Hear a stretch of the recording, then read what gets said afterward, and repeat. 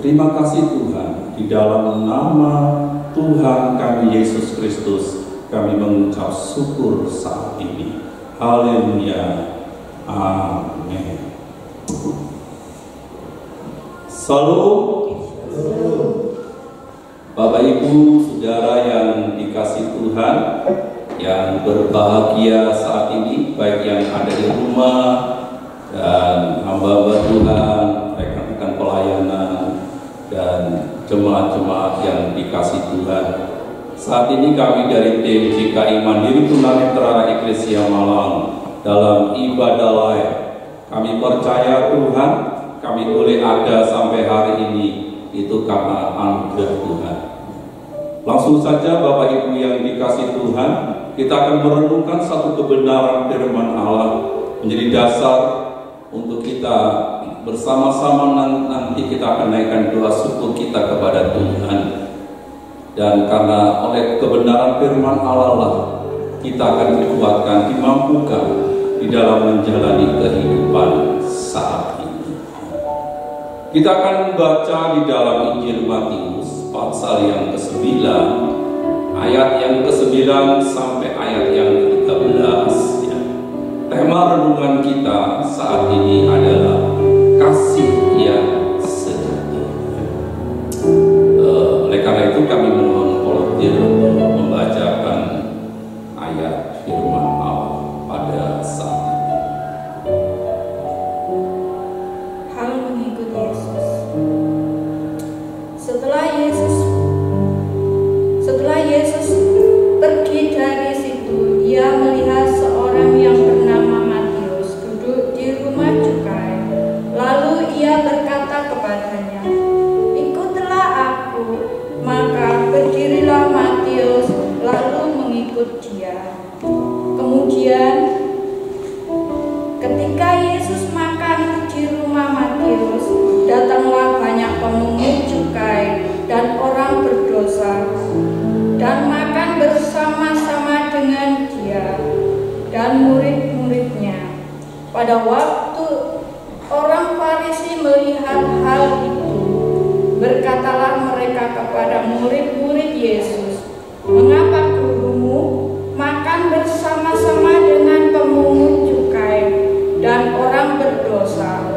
Yesus mendengar dan berkata, "Bukan orang sehat yang memerlukan tabib, tetapi orang sakit. Jadi pergilah dan pelajarilah arti firman ini. Yang kukehendaki ialah belas kasihan dan bukan persembahan. Karena aku datang bukan untuk memanggil orang benar, melainkan orang berdosa." Puji Tuhan, Bapak Ibu yang dikasih Tuhan, kita sudah membaca di dalam Injil Matius pasal 9 ayat yang ke-9 sampai ayat ke-13.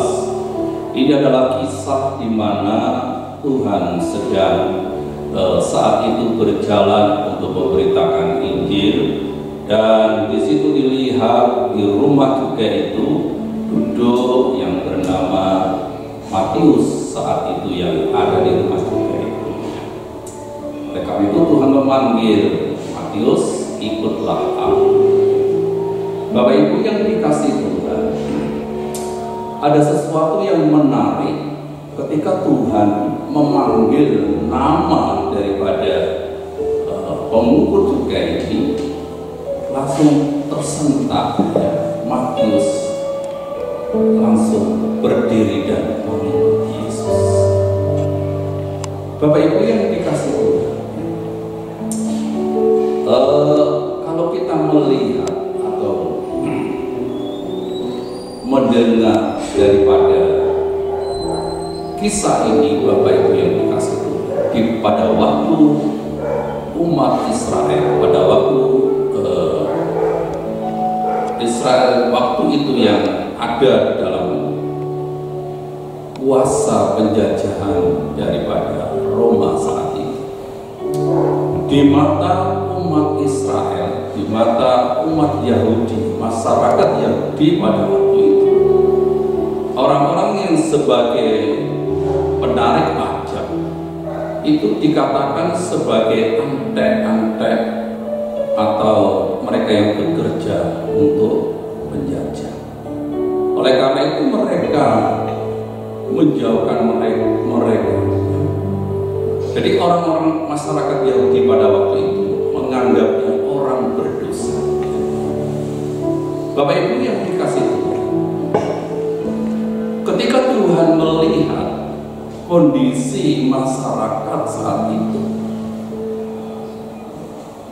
Kalau orang sebagai pegawai pajak saat itu dianggap orang berdosa, dianggap sebagai bekerja untuk penjajah.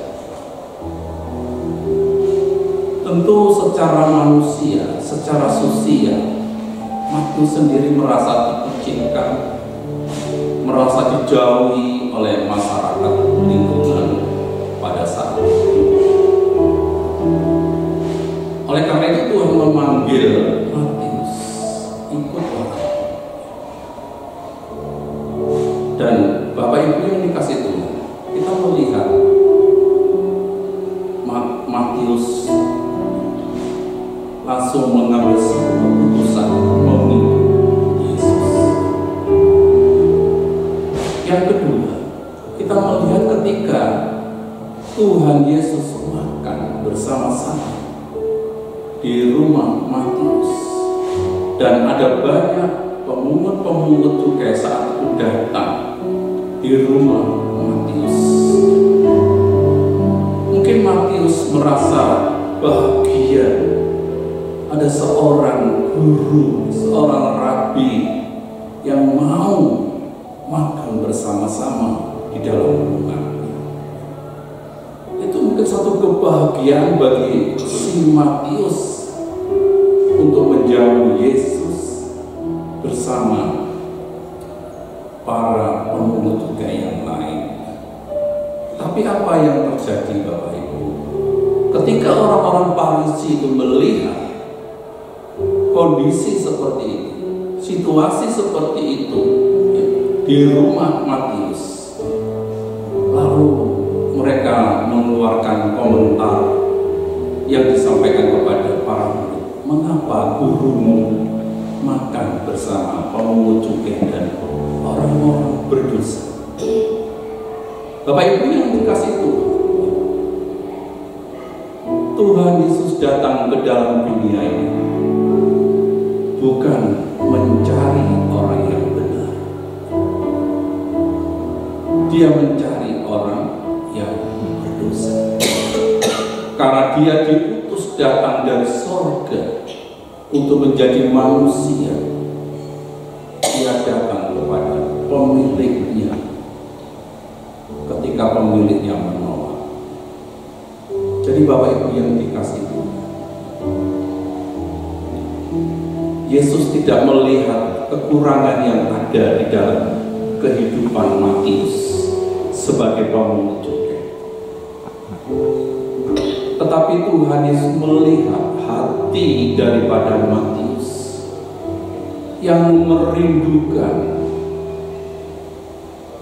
damai sejahtera, sukacita dalam hidupnya. Mungkin selama ini Matius secara materi tidak ada kekurangan, dia ada kelimpahan, tetapi di dalam hati kecilnya tentu Matius juga mengalami kesedihan. Ada sesuatu yang kurang dalam hidupnya, yaitu damai sejahtera. Oleh karena itu Bapak Ibu yang dikasih Tuhan, kalau kita baca di dalam ayat yang ke-13, coba dibaca di ayat yang ke-13. Ayat yang ke-13. Jadi pergilah dan pelajarilah arti firman ini, yang kukehendaki ialah belas kasihan dan bukan persembahan, karena aku datang bukan untuk memanggil orang benar, melainkan orang yang berdosa. Oleh karena itu Bapak Ibu yang dikasih, di ayat yang ke-13 dia mengatakan, pergilah, pelajarilah arti firman ini, yang kukehendaki ialah belas kasihan, bukan persembahan, karena aku datang bukan mencari orang yang benar, tetapi mencari orang yang berdosa. Bapak Ibu yang dikasih Tuhan, kasih yang sejati yang Tuhan tunjukkan kepada dunia, dia tidak memandang siapa yang ada di hadapannya. Tetapi setiap orang yang mau percaya kepadanya, dia akan memberikan damai sejahtera, kelepasan, sukacita, dan pengampunan yang daripada Allah. Bapak Ibu yang dikasihi Tuhan, oleh karena itu di ayat yang lain, Matius mencatat dalam Matius pasal 11 ayat yang ke-8 yang tidak asing lagi, barang siapa yang haus dan lapar, yang letih lesu dan berbeban berat, marilah datang kepadaku, aku akan memberikan kelegaan. Bapak Ibu yang dikasihi Tuhan, Tuhan mengundang setiap kita. Barang siapa yang haus, yang lapar, marilah datang kepadaku. Seperti apa yang dikatakan kitab suci, dari dalamnya akan mengalir aliran-aliran air hidup. Bapak Ibu yang dikasihi Tuhan, tentu Matius juga mengalami hal yang sama. Dia mengalami kehampaan dalam hidupnya. Oleh karena itu ketika Tuhan memanggil dia, langsung dia merespon, menangkap panggilan Tuhan Yesus. Bapak Ibu yang dikasihi Tuhan, saat ini firman Allah datang kepada setiap kita, baik yang di gereja maupun Bapak Ibu yang ada di rumah. Mungkin saat ini kita sedang mengalami kehampaan dalam hidup ini. Hubungan suami istri yang sudah tidak harmonis lagi, yang sudah kehilangan damai sejahtera. Undang dia, kasih yang sejati, kasih yang ilahi itu, Yesus Kristus akan hadir dalam rumah tanggamu, akan hadir dalam hidupmu, akan hadir dalam hatimu. Bapak Ibu yang dikasihi Tuhan, saya mengundang Bapak Ibu yang dikasihi Tuhan, mari kita sama-sama membuka hati kita masing-masing. Kita undang dia masuk dalam hidup kita, dan kami percaya ketika Tuhan yang masuk dalam hidup kita, damai sejahtera akan melimpah dalam kehidupan kita. Walaupun kita adalah orang yang sederhana, tapi Tuhan akan melipat gandakan kasih-Nya kepada setiap kita, orang-orang yang mau menerima undangan daripada Tuhan kita Yesus Kristus. Puji Tuhan, Bapak Ibu yang dikasihi Tuhan, renungan singkat tidak saya panjangkan, tetapi marilah kita meresponi apa panggilan Tuhan kita Yesus Kristus sebagai kasih yang sejati. Dan kita akan masuk di dalam doa-doa syafaat kita, dan kita akan angkat satu pujian, kasih dari sorga.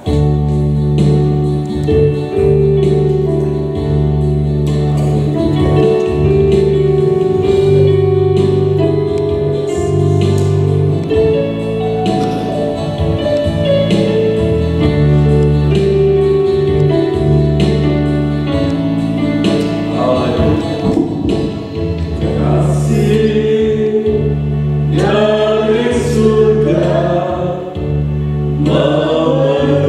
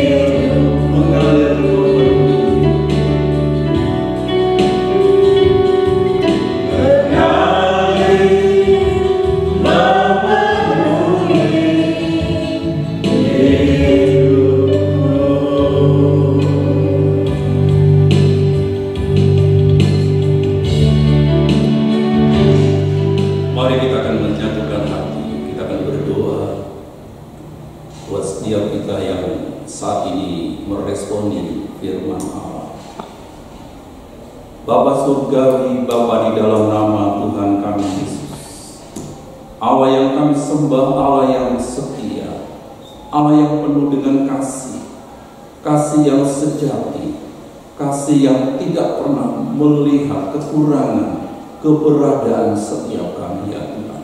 Kami bersyukur oleh kasih kemurahan-Mu kami boleh percaya kepada-Mu Tuhan. Saat ini kami berdoa buat saudara kami yang ada di rumah, yang mungkin saat ini sedang mengalami kehampaan dalam hidup mereka, kekosongan dalam hidup mereka Tuhan, dalam rumah tangga mereka, dalam pernikahan mereka, dalam kehidupan mereka Tuhan. Kami berdoa di dalam nama Yesus, biarlah kasih yang sejati boleh mengalir dalam hidup mereka Tuhan, yang saat ini menangkap siaran dari Jika Iman Diri Tunanetra Eklesia Malang. Terima kasih Tuhan. Kami berdoa saat ini buat setiap pengurus Jika Iman Diri Tunanetra Eklesia Malang. Kiranya Tuhan memenuhi dengan kasih yang sejati, sehingga kami boleh bergandengan bersama-sama untuk melayani satu dengan yang lain. Terima kasih Tuhan memberkati tempat ini, di mana kami boleh bertumbuh, di mana kami boleh melayani. Dan memberkati Bapak Ibu Iwan Tesi yang sudah memberkati kami lewat tempat ini ya Tuhan. Ialah melalui tempat ini nama-Mu dipermuliakan. Terima kasih Bapak, terima kasih. Berkati sinode kami GKI, Pastor Adi Sutanto beserta seluruh badan pengurus harian sinode. Tuhan memberkati STT Sangkakala dan seluruh staf dosen yang ada Tuhan. Terima kasih, kami berdoa untuk bangsa negara kami. Ialah Tuhan melawat bangsa kami dan melawat seluruh aparat pemerintahan kami dari pusat sampai daerah Tuhan. Berkati TNI Polri, berikan kekuatan kesehatan lahir dan batin, sehingga mereka dapat melaksanakan tugas negara yang amat berat ini. Terima kasih di tahun-tahun politik ini Tuhan memberkati Tuhan, tokoh-tokoh masyarakat, tokoh-tokoh pemuka agama, Tuhan berkati mereka Tuhan, sehingga mereka memberikan ketentraman, kedamaian bagi bangsa dan masyarakat kami Tuhan. Berkati Tuhan KPU Tuhan sebagai penyelenggara pemilihan umum, baik di pusat sampai daerah ya Tuhan. Berikanlah mereka hikmat kebijaksanaan Tuhan. Kami percaya Tuhan, Engkau Allah yang kami sembah, Allah yang hidup, Allah yang berkuasa, kasih yang sejati senantiasa melimpahi bangsa dan negara kami. Terima kasih Tuhan. Inilah doa syafaat kami naikkan demi nama Tuhan Yesus Kristus. Yang percaya katakan amin. Puji Tuhan, Bapak Ibu yang dikasihi Tuhan, baik yang di gereja maupun yang di rumah, kiranya sukacita damai sejahtera senantiasa ada di dalam setiap kehidupan kita. Tuhan Yesus memberkati, sampai berjumpa kembali. Haleluya. Amin.